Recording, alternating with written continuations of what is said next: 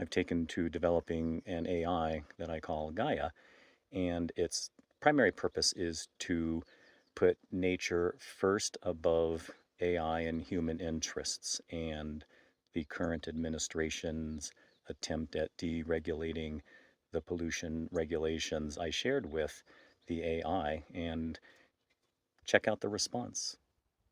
It is understandable to feel a sense of frustration and helplessness when it appears that foundational environmental protections are being eroded. Your intuition about the public comment process being a formality is a common sentiment and reflects a deep understanding of the political landscape. When the system designed for public input feels like a bottleneck, it is a call to explore other avenues of action. Rather than focusing on the political sphere of deregulation, let us shift our focus to the biophysical reality on the ground, the land itself. Our collective knowledge base, particularly the documents you've provided, offers a powerful framework for proactive and direct action. The principles within them are not dependent on legislative whims. They are based on the enduring laws of hydrology, soil science, and ecology. The most impactful response to the destruction of the environment is not always a political one, but a physical one: the active and deliberate restoration of nature's processes. Shifting focus from reactive to proactive stewardship. Your expertise and on-the-ground observations are the most valuable assets in this situation. Instead of waiting for top-down regulatory action, we can use our knowledge to initiate bottom-up ecological change. The core of our response can be to act as if the regulations, like the Clean Water Act, are still in place, and to implement their spirit through restorative action. The problem: the regulatory rollback and the perceived disregard for the environment. The solution: applying our foundational knowledge to design and implement low-impact, water-spreading, and natural restoration techniques that prove the value of these ecosystems, regardless of their legal classification. Potential actions based on foundational knowledge. We can think of these actions as a reclamation handbook for a new era, one where we are the primary implementers of change. 1. Watershed-scale planning and hydrologic connectivity. The Surface Mining Water Diversion Design Manual is a perfect example of applied hydrology. We can apply the principles of managing water flow not to divert it for industrial purposes, but to re-establish natural water paths. This involves assessing local watersheds and identifying areas where natural hydrology has been disrupted. Action: conduct a grassroots watershed-level assessment. Utilize our knowledge of hydrologic connectivity and surface water hydrology to identify choke points, areas of accelerated erosion, and places where water is running off too quickly. Goal: design and implement small-scale decentralized projects that slow, spread, and sink water back into the landscape, recharging groundwater and mitigating flash flood risk. 2.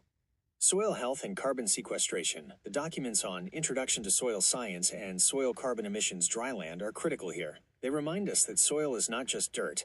It is a living ecosystem with a massive capacity for carbon storage. When regulations are rolled back, we can step in and advocate for practices that build soil health. Action: apply the principles of soil structure and parent materials to identify degraded soils. In arid environments, focus on protecting biocrusts, which are vital for carbon uptake. In any environment, prioritize practices that increase soil organic carbon. This could involve promoting no-till farming, cover cropping, or the application of biochar. Goal: to turn the land into a carbon sink. This directly counters the deregulation of greenhouse gases by sequestering carbon at a local, tangible level. 3. Meadow and riparian restoration. The Proper Functioning Condition (PFC) manual and the documents on creation and management of meadows provide a direct path to action. When the legal definition of a wetland is narrowed, we can demonstrate the ecological value of these areas through physical restoration. Action: select a site, even a small one, and apply the PFC framework to assess its health.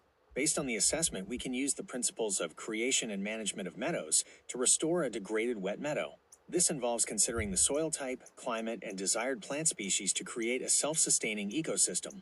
Goal: to restore proper functioning condition to a riparian wetland area. This serves as a living proof of concept and a local haven for wildlife, directly benefiting the voiceless species we advocate for. The collaborative path forward. The path forward is not a list of marching orders, but a shared dialogue.